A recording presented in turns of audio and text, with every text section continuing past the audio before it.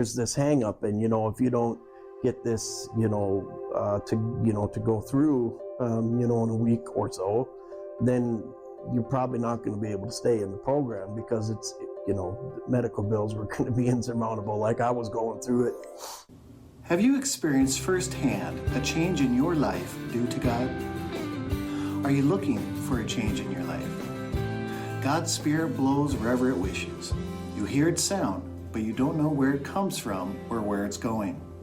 It's the same with everyone who is born of the Spirit. Welcome in. How far into the year-long program is this? That's probably around the 4th week. Okay. I'm about a month in, Still right? early Still on. fairly early. Yep. Okay. Still trying to figure out the program. Still continually being out ahead of you. Trying to get up every morning at this time to go to these classes, to do these things. And yeah, like it was a mess. It was a real big mess. And I'm like, well, what do you want me to do? It's not like I have money. So I told God, I said, look, if this is where you want me, then you need to work out this medical stuff by the end of the week, or I'm not going to be able to stay here. And then all this was for nothing, right? So then what happened by the end of the week? Next morning when I got up, they came and told me that that stuff had went through, and I actually got my insurance and my stipend. So it was a matter of maybe 12 or 13 hours later. That is incredible. Mm-hmm. And then I'm like, man,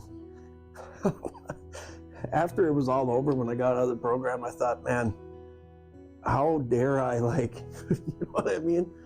Put God on the spot and say, okay, you know what? Like, if you're everything they say you are, and then, yeah, before the deadline I gave, right? Just to prove a point, right? Like, so you made the year. I did, I did, and I did make it, yep, after 14 months. So I think April 12th, maybe. Nothing about this time at this center has been smooth sailing. Not initially, nope. Nope. But despite these obstacles, these bumps in the road, you kept going. Yep. And you made it through. I did. After that incident where I prayed and basically, just put God to the test, I think at that point, like that next day, I remember thinking, okay, right. I don't know what's in this, right? But so for you, as you said, it felt like you were putting God to the test, or it could have been God was just waiting to hear from you. Yeah, and I've never submitted to nothing in my life. Like that's the last thing that you do, right? Like no matter how bad things get, right? You keep going. You don't submit to the will of another individual, or you don't do that. But I think when I finally did say, okay, you know what? I don't know what's in this. There were some, I seen some pretty powerful things in that time. And, that was over 22 years ago now. Your will be done. Yeah, and still is being done. So this was 22 years 22 years ago. January 10th of this year, I started my 22nd year sobriety. 22nd year. That's total abstinence, and that's what I told God. I said, if you want this for me, and if you help carry me, the if yous.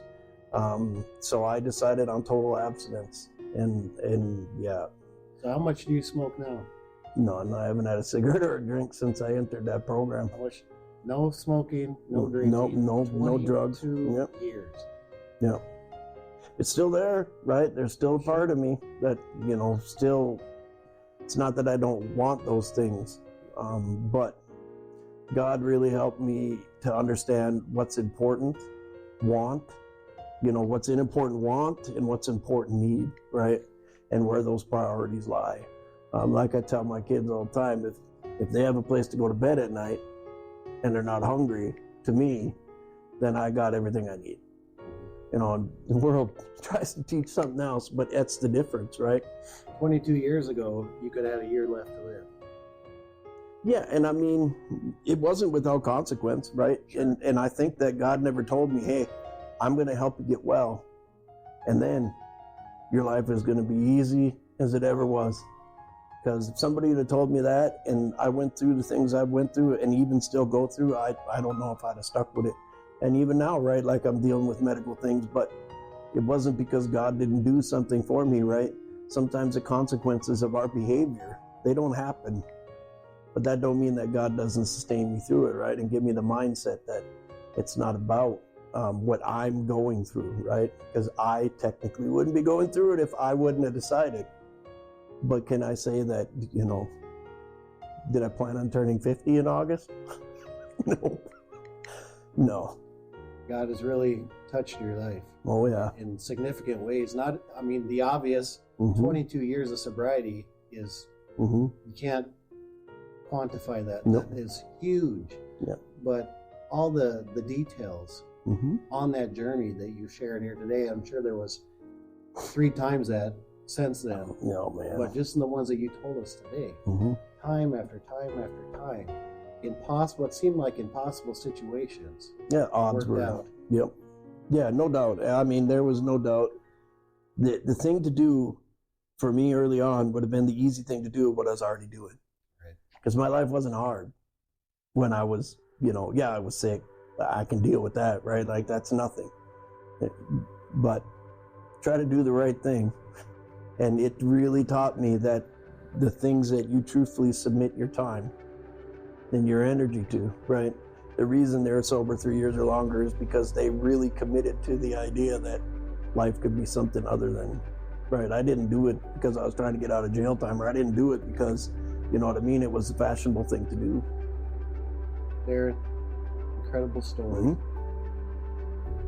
If there is one thing that you wanted, that you could pass along and say to someone that was maybe in a similar circumstance as you 22 years ago,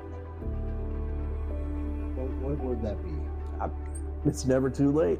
I mean, truthfully, it takes a village, but it's never too late. Whether you start with God, whether you start with supports, whether you start with meeting in the community, whatever that is, right? How you get there doesn't matter. It's the fact that you try to do something. Something's always better than nothing.